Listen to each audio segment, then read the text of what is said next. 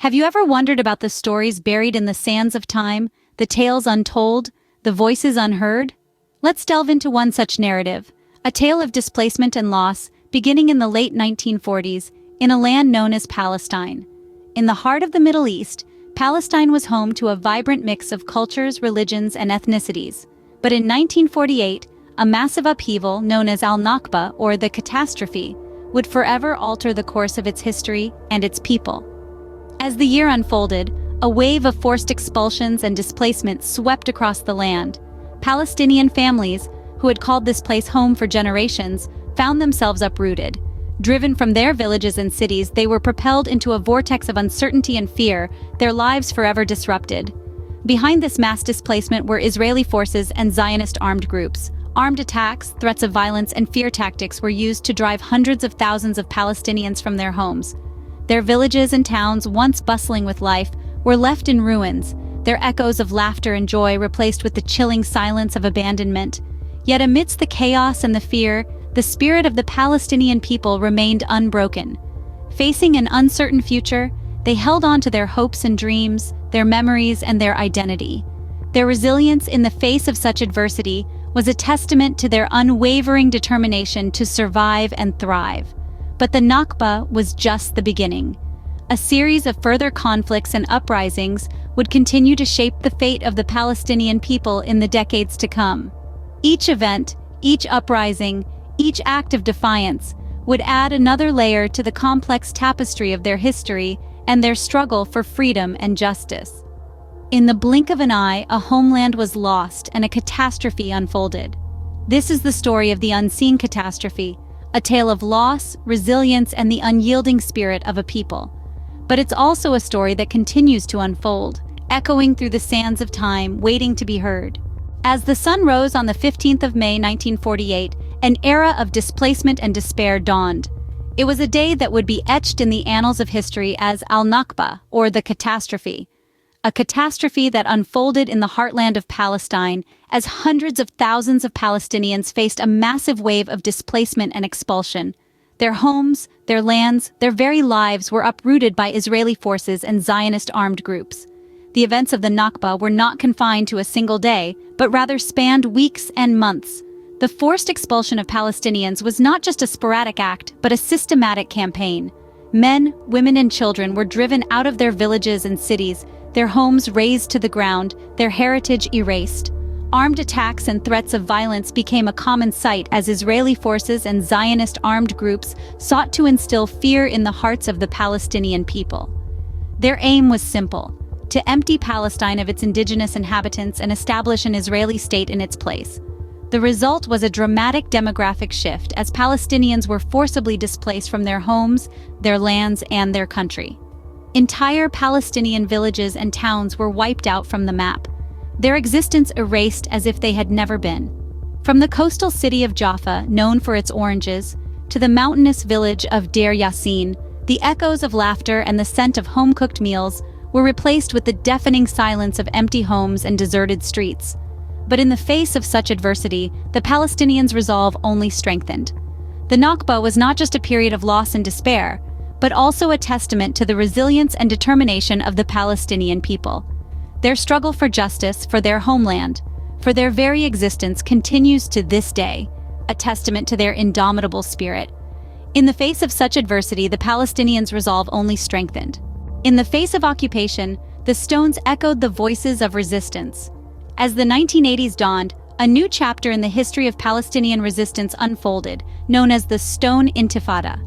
This wasn't a classic war of soldiers and guns, but rather a popular uprising against the Israeli occupation, a David versus Goliath scenario, with stones as the weapon of choice.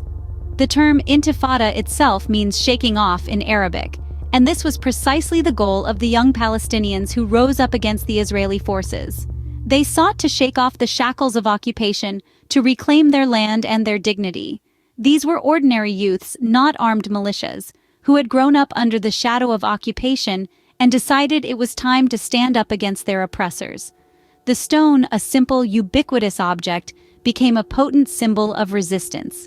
It was more than just a missile hurled at an armored vehicle or a soldier. It was a statement, a declaration of steadfastness and resilience. It was the voice of a people saying, "We are here, we will not be silenced, we will not be erased."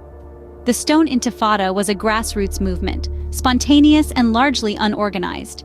It was driven by a collective sense of injustice and a desire for freedom. It was a battle fought in the streets, in the alleyways, in the fields, and in the hearts of the Palestinian people. It was a battle that saw many casualties, many sacrifices, and many acts of heroism. The Stone Intifada was not only a physical confrontation with the Israeli forces, but also a battle of narratives. It was about asserting the Palestinian identity, about telling their story to the world, about challenging the dominant narrative of the mighty occupier. It was about reclaiming their place in history, their right to their land, and their right to self-determination. Despite its limitations and the overwhelming odds, the Stone Intifada managed to shift the balance, to shake the foundations of the occupation, and to remind the world of the Palestinian struggle. The stones may have been small, but their message was clear and powerful. The new millennium brought a new wave of resistance, a new intifada. As the calendar turned to the 2000s, the Al-Aqsa Intifada emerged as a significant chapter in the Palestinian resistance against Israeli occupation. This uprising, named after the Al-Aqsa Mosque in Jerusalem, one of the holiest sites in Islam, ignited after a controversial visit by the then Israeli leader to the mosque. This act was seen as a provocation by Palestinians, leading to a fresh wave of violence and clashes between Palestinians and Israelis.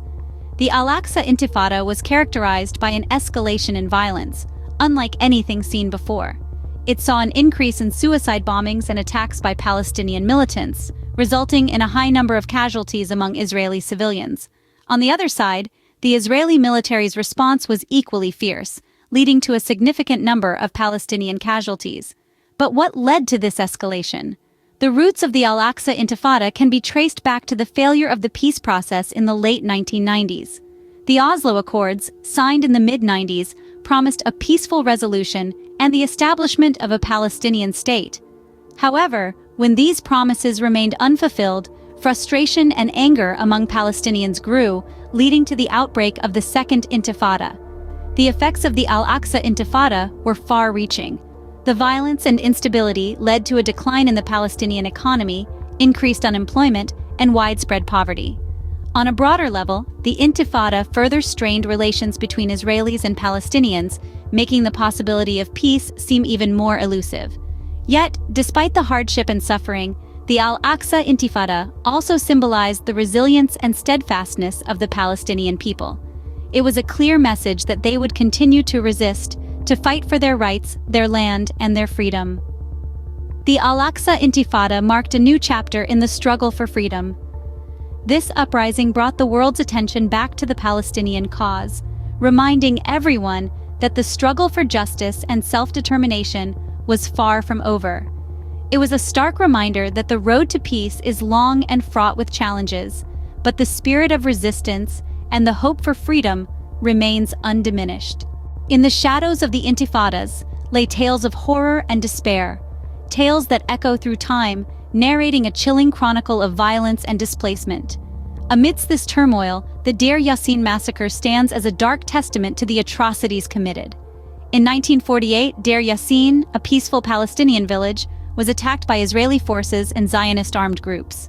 The attack was brutal and unforgiving, sparing neither women nor children. Hundreds of innocent lives were extinguished that fateful day, their dreams and hopes buried under the rubble of their homes. The massacre was part of a larger, sinister policy of suppression and ethnic cleansing, aimed at achieving displacement and political goals. Fast forward to 1982, in the heart of Lebanon, another massacre unfolded, Sabra and Shatila. These refugee camps, home to thousands of displaced Palestinians, were besieged by Israeli forces and Lebanese militias allied with them. The ensuing days witnessed a horrific bloodbath, with countless Palestinians losing their lives. The world watched in silence as the cries of the innocent echoed into oblivion. These massacres are not mere footnotes in history. They are stark reminders of the immense suffering endured by the Palestinian people. Each tale of horror is a testament to their resilience, each cry a call to remember, each life lost a plea for justice. Yet, amidst the despair, the spirit of the Palestinian people remains unbroken. Through each wave of displacement, each act of violence, They've held on to their identity, their heritage, and their dreams of a free Palestine. Their resistance persists, fueled by the memory of their lost homes and a hope for a better future. Though the path was fraught with peril, the spirit of resistance continued to burn bright. Even as the sun sets on these tales of horror, it rises again on the enduring spirit of a people who refuse to be silenced, who continue to dream, and who will never stop fighting for their rightful place in the world.